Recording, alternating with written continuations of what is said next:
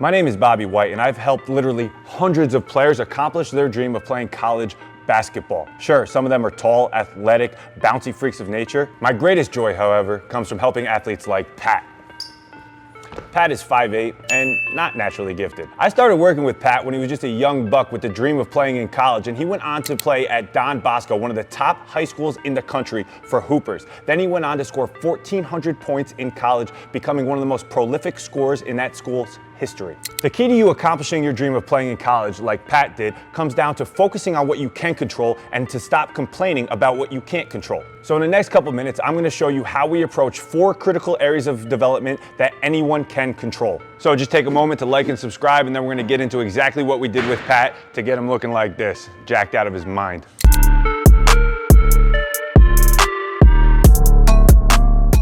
Getting strong can be very, very simple. I understand the amount of stuff being thrown at you every single day by trainers all over the internet, but to prove to you how simple it is, I'm gonna give you 3 exercises today that you can do anywhere because it only requires your body weight. I don't know anyone that can do 50 push-ups and is weak. So an easy goal for you is to be able to do 50 push-ups. Pat, start doing some push-ups. Now, if you're not a freak like Pat that can now do, I don't know, how many push-ups can you do, Pat? 70. Oh, 70? Pat can do 70 straight push-ups.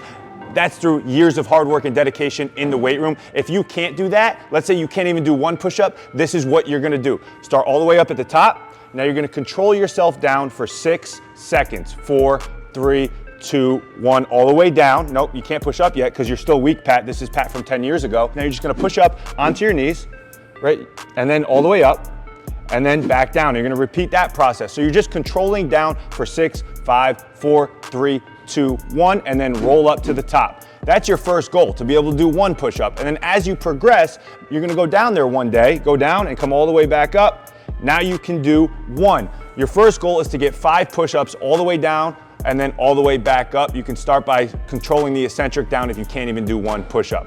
But your goal is to do 50 push-ups because anybody that can do 50 push-ups isn't weak. Keep it simple. Another thing all strong people can do is 15 dead hang pull-ups. If you can do 15 pull-ups, you're strong. Pat, show them some pull-ups.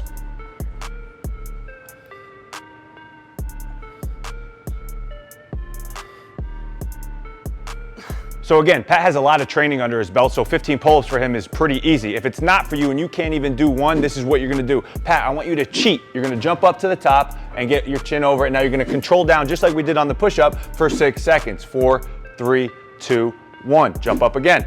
Cheat and control down. 6, 5, 4, 3, 2, 1. Great job, Pat. So at this point, you're probably thinking, how many sets do I do? How many reps do I do? How many days per week? I want you to throw all that out the window for now.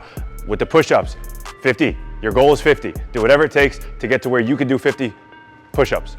For pull-ups, your goal is to get 15 dead hang pull-ups. I showed you an entry point to that with the controlling down slowly. Your goal is to get 15 pull-ups. Throw out the sets, reps, obsessively try to get 15 pull-ups. You'll get strong. To make your lower body strength training incredibly simple, I'm gonna give you an extreme iso lunge, and your goal is to hold it for 5 minutes. Why? Because I haven't met anybody that can hold an extreme iso lunge for 5 minutes that doesn't have strong legs. All right, here's the setup. Get into a lunge position, Pat. I want that back leg as straight as possible. I want the front heel elevated off the ground. I want your chest proud like Superman. Now all you have to do is hold this for 5 minutes. My joke is if you can't hold it for 5 minutes, you're gonna do it until you can. So it might take you 10 sets to get 5 minutes, but your goal is to accumulate 5 minutes if you can't do it straight. And then over time, it's gonna take you less and less sets. So you're gonna hold 5 minutes on this side. It's gonna be excruciating, but it's not dangerous. Just push through the pain. And you always want to fail down. Go down like a champion, Pat.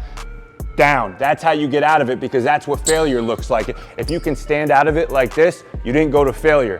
Your goal is to hold this position for 5 minutes and go all the way to failure. Once you can hold that for 5 minutes, you gotta get to the other side, hold that for 5 minutes. Now, your goal right now is to get 50 straight push-ups. Your goal right now is to get 15 dead hang pull-ups. Your goal right now is to get a 5-minute extreme iso lunge. That should take care of your strength training for the time being. All right, now we're done with the boring strength training stuff. Let's get on the court to the stuff that's gonna move the needle. I'm gonna give you 3 areas of focus to work on.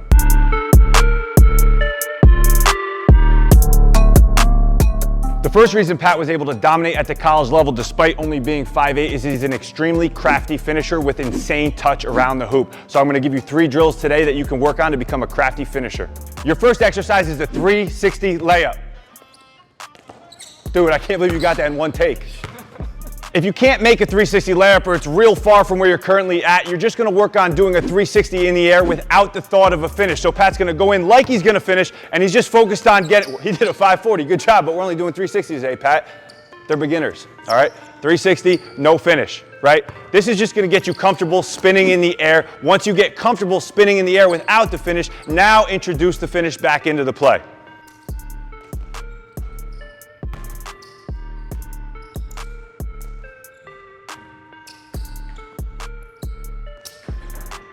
All right, that might be extremely challenging for you, but that's why it's good. Be obsessed with trying to complete it. If you miss, think about how good that first make is gonna feel. It's gonna really help you be engaged in your training and have fun with it. It's also really gonna help you with your body control and really focusing in on that finish in the air, because it only gives you a split second to find where that ball needs to go to make the layup. The next thing that Pat did to separate himself when it comes to his finishing ability is he relentlessly practiced distance floaters. Most people are right in here practicing their touch, practicing their finishes. Pat was crazy. He worked on floaters from 3-point, and now he can drop floaters in from anywhere he wants. I want you to get out of that mindset you're never gonna do this in a game. If you actually watch him play, he actually does shoot 3-point floaters very, very easily, and it makes everything else inside the 3-point line and his touch so much better than everyone else's, so he's able to maximize his finishing potential.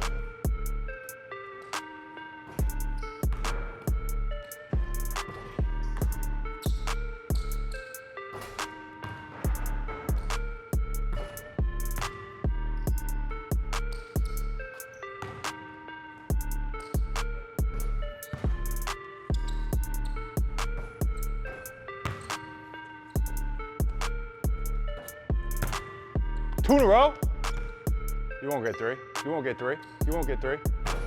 3 in a row. For your third finishing drill today, I let Pat choose this because this is one he really obsessed over when he was back in high school. He calls them wide finishes. Every finish that he's gonna do is outside the paint, and he's gonna work on different angles and different ways to get that ball out of his hand, and he's working with both hands.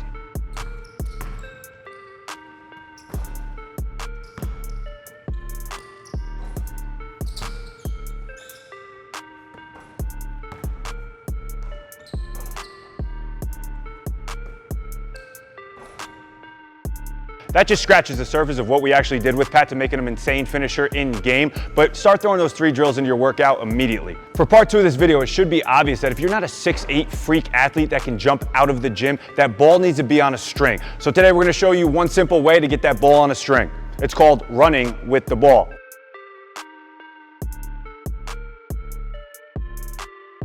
We call it running with the ball because you're gonna run with the ball. A lot of times we see players not able to keep that ball up with their body, and just by running with that basketball and doing various dribble moves and combinations while running, it's gonna learn how to coordinate that ball with your movement. So let's get after it. I want you to start wherever you're at, so let's just go with running and dribbling at the same time, but go as fast as you can.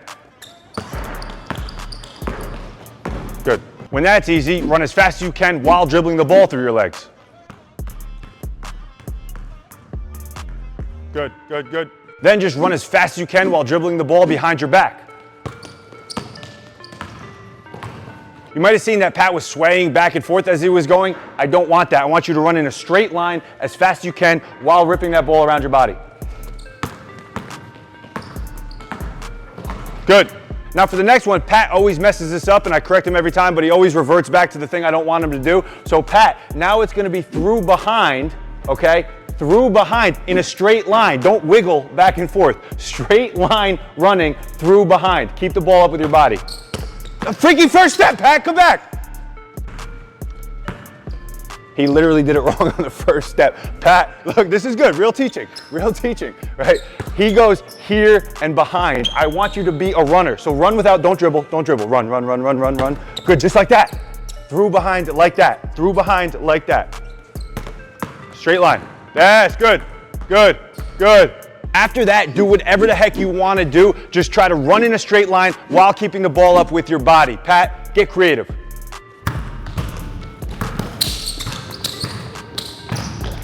What I want you to do is get to a point where you're sprinting as fast as humanly possible while moving that ball around your body.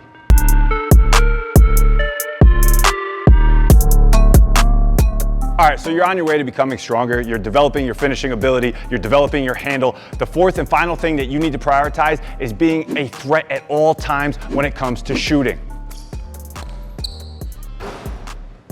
And not just a standstill shooter in the corner. You need to be somebody that can create and be a constant threat to shoot the ball.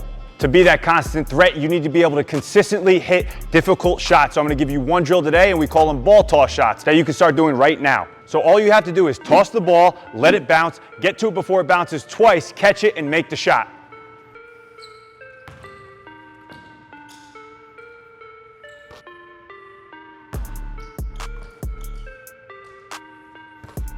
All right, I really love this drill because you can really challenge yourself by throwing the ball either further or not having it bounce as high. So you can work real quick stuff here where I bounce the ball and then have to get to it, or I can bounce it even lower, right, and get to it here. But make sure that you're switching up your spots all over the court, working on your range and working close. You can also do the drill where you have to take a dribble when you get to it. Show them one of those.